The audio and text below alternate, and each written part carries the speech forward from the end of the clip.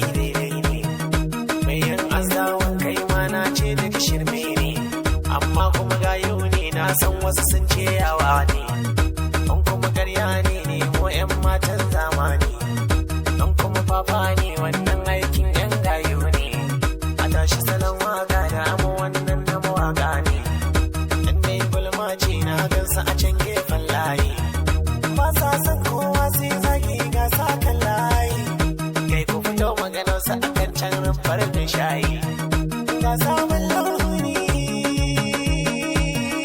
ga sabon launi na ce ku biyo ni da labari, mai zaman banza sana'a ce je ka kaɗan kama, an har kai yau sata wata rana sai kai yi ladama, ni ba na sata ban zagi sana'a na kama,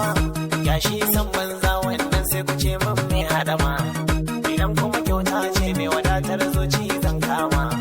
ku tashi ku nemi na kan kuma tasa sai an bar rigima, an kuma baiwa ce Allahu sarki shi ya yi ma,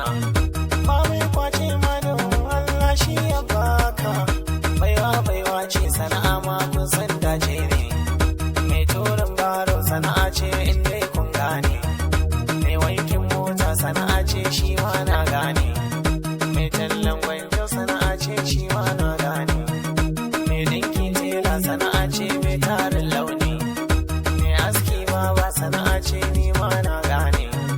hadda direbobin mota sana'a ce na gane, mai rera waka da basira wannan daidai ne, ina 'yan mata mai yaudara wannan daga shirme ne, na hada da samari kuma kun san wannan yawa ne,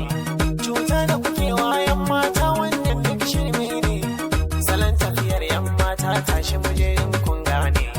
shaleran mata ne domin kuma ban zagin wane, ba na zagin kowa balle ma kuma in tsine, shaleran mata ne gani da sabon labari, ga sabon launi mata ya kamata kuɗin taka, an harkun taka ya kamata ku juya ku yi haka, ku yi haka ne ma na ce sai na taka haka.